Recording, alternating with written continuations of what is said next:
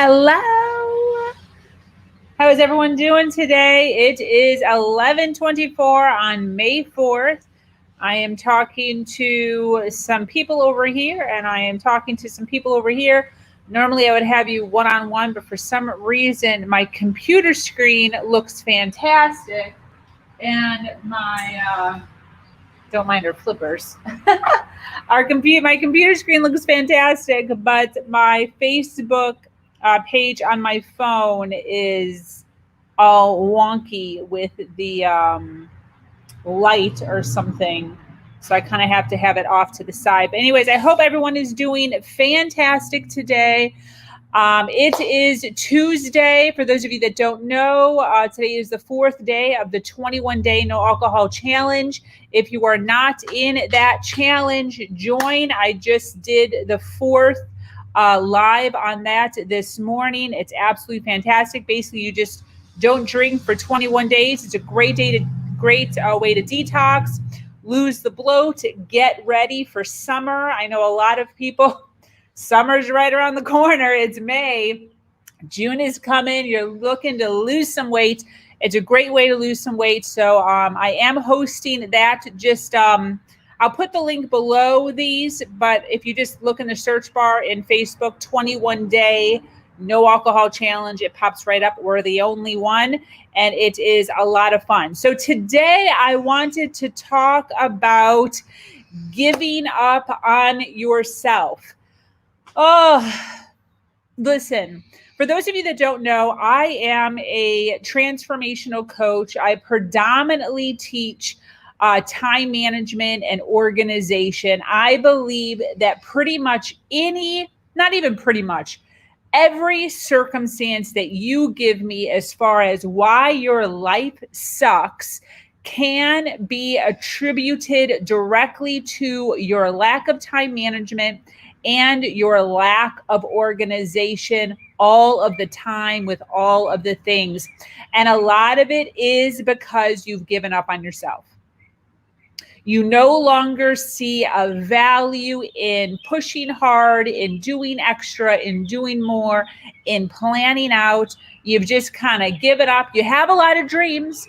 You have a lot of desires. You have a lot of things that you want to be doing, but they're kind of like tucked away in the back. You've sort of forgotten about them. Maybe you're in your mid-30s, mid-40s, mid-50s, and you got a wife, husband, married, kids, whatever it is, already divorced, not married, whatever's going on, and you're being lackadaisical. You're doing a lot of procrastination in your life. Good morning, girl. What's up? So I want to talk about giving up. I want to talk about the fact that this is the thing.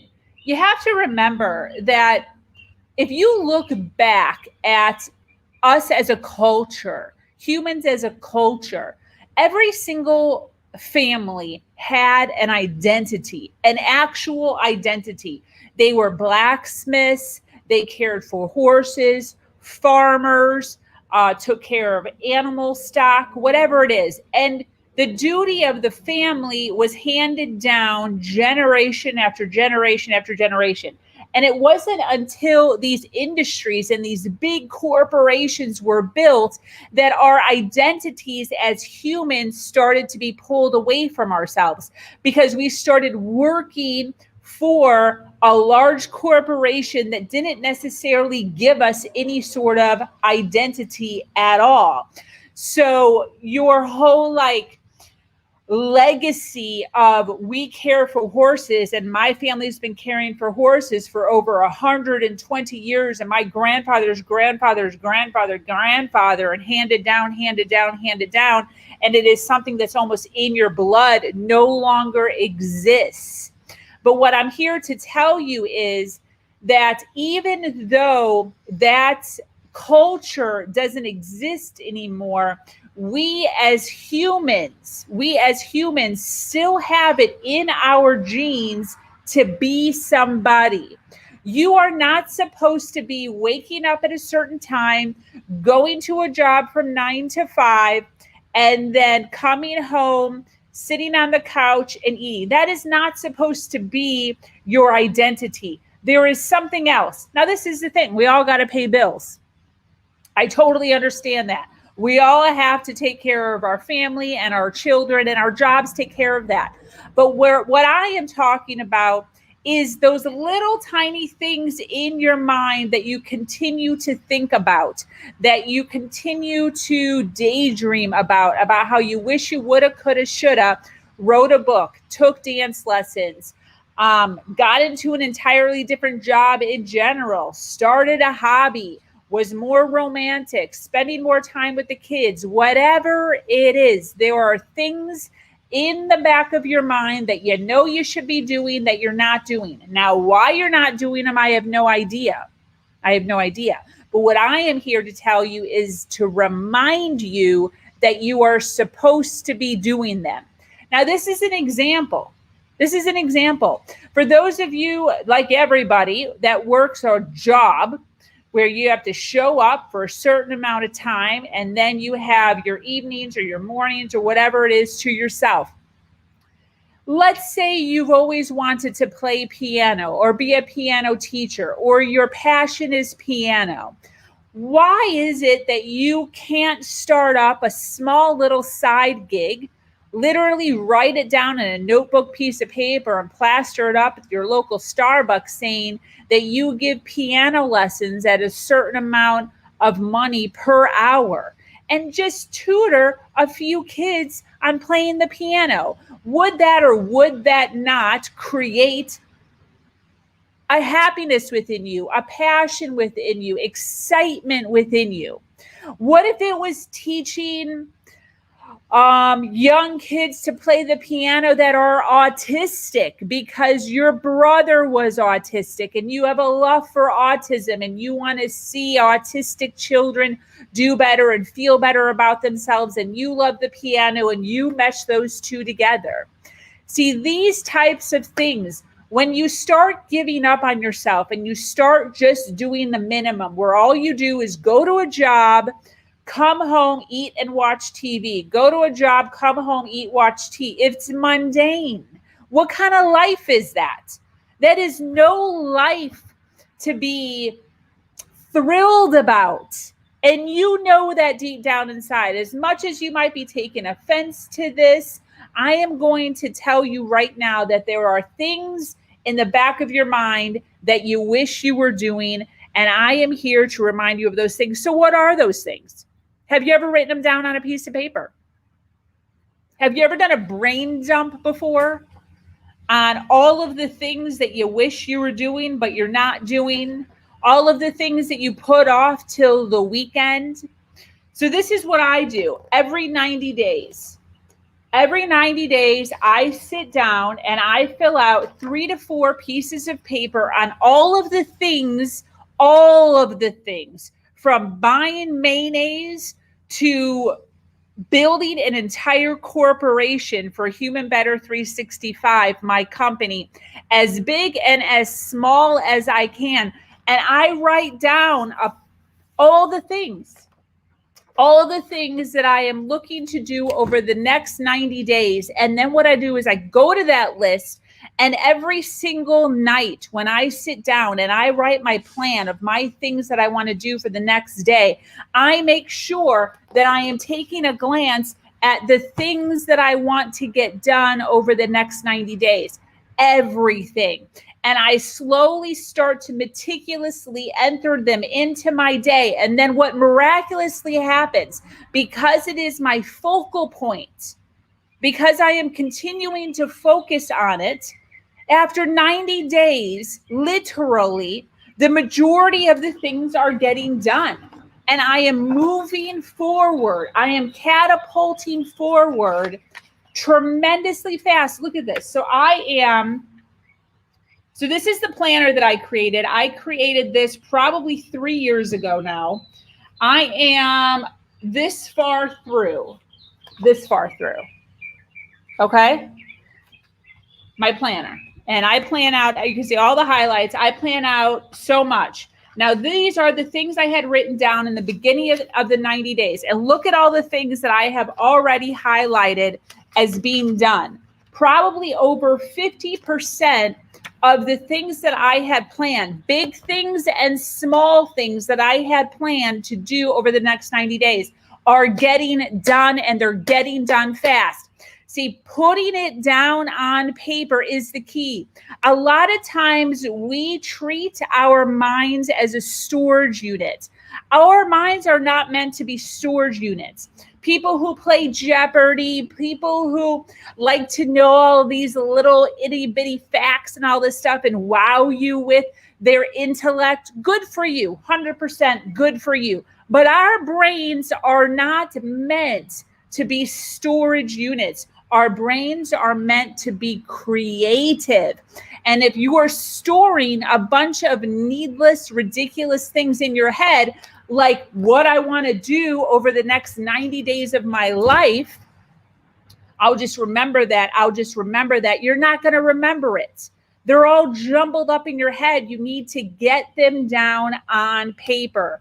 Once you start getting them down on paper, you can start glancing back at them and things will start to happen in your life. Big things that will start to happen in your life. Things that you never thought were possible of happening will start to happen in your life. I guarantee it. But you have to plan it. You have to focus on it. You have to believe it. And then you actually have to do the actions behind the scenes. And this is the other thing that I want to talk about is sharing your story. So for those of you that don't know, for those of you that are just listening to me for the first time, again, time management organization is what my life revolves around. But my two niches are sobriety and narcissistic abuse. These are the two niches that I work in. And one of the issues that I deal with talking about sobriety is the living big authentically. A lot of times what happens is I am finding that a lot of these individuals who are in the sober world, whether you know it or you don't know it, if you are living in the sober world, a lot of times the things that have been taught to you have taught you to live small. They've taught you to put your power in somebody else's hands. They've taught you to not speak about your struggles, about the things you've been through, about your story, and it is a shame. It is an absolute shame. And what I'm finding is a lot of times these individuals have big dreams. They have big things that they want to accomplish, but they are so used to feeling as if they need to shrink down. They need to get small. They need to be ashamed of who they are or where they've come from. And that is simply not true. It is 100% not true. You are gorgeous. You are beautiful. You are powerful. And your story is powerful. The more that you start becoming your authentic self, who you are, telling your story, the more vibrant your life will be, the bigger your life will be. Start being honest with yourself. Start being honest with your family, with your loved ones, with your community, on who you are and where you came from. What is your story? What are you hiding? What are you afraid of people finding out? Because a lot of times the reason people are so scared to create 90 days of awesomeness for themselves is because they feel as if they are unworthy, because they have been told that the life that they have led up until a certain point is bad and it's something to be ashamed of. And that is 100% not true. That is 100% not true. And what I am trying really hard to do through my platform, and if you know anyone that can relate to these, is I am trying my best for these two things that I am extremely passionate about: becoming sober and finding your power in narcissistic abuse, it's all about sharing your story. It's all about rising above. It is all about power and confidence. See, the moment that you can be real with yourself, the moment that you can start sharing your story proudly, of the things that you've endured, of the things that you've gone through, of the struggles and the challenges that you've had to fight through to get to where you are now, that is the moment that you will start fighting for your passions. That is the moment you will start creating. Find your confidence. I am going to ask you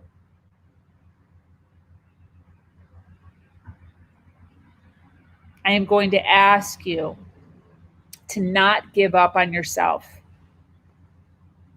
Fight for who you ultimately are supposed to be. Who are you supposed to be?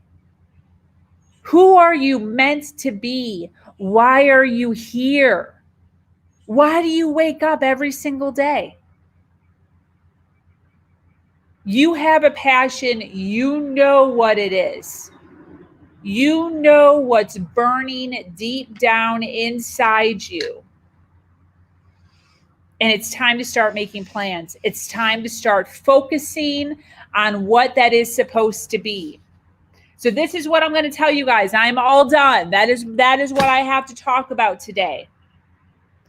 But I want to remind you guys, for those of you that do not know, I am a coach. I do one-on-one coaching and I do group coaching, predominantly for creating time management, creating more organization, helping you, those of you that are interested in getting sober, helping those of you that are dealing with narcissistic abuse. There are ways of dealing with this. There are ways of growing bigger and better than you are now.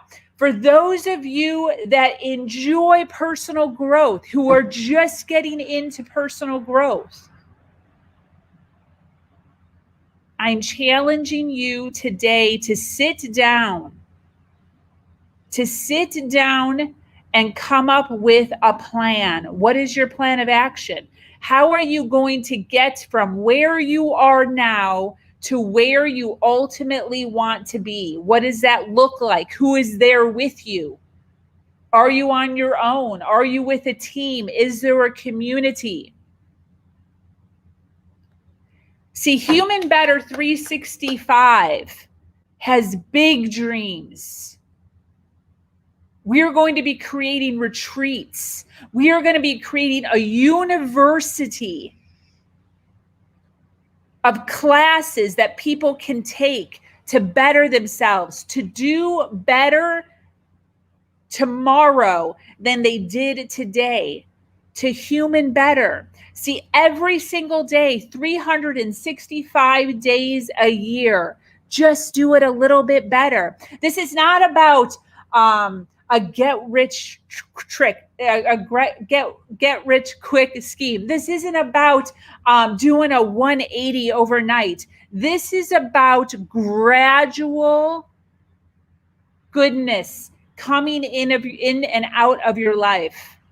This is about taking steps every single day that you can actually plan out and you can see happening before your eyes. This is about living 90 days and then looking back 90 days previously and saying to yourself, OMG, I can't even believe I have never moved faster. I have never gotten more done in my life. And that is what I want for you. That is what I know you are capable of doing. And Human Better 365 is doing its best to move swiftly, to move, calmly because sometimes I'm a little crazy and I want it to move faster than it's actually moving. But there are good things happening within this umbrella. If you are not following our page, Human Better 365, I highly recommend you to follow it. Big, awesome things are going to be happening 90 days at a time. 3 years from now, it's going to be a completely different community than it is today. It's going to be huge. It's going to be vibrant and luscious and powerful. And I want you to be there. And I want you to be some of the first people to be there. I'll put the link below. But anyways, that is all I have for you guys today. I truly appreciate all of the love and all of the appreciation that you guys continuously show to me. Have a fantastic day, and have a fantastic day. Adios.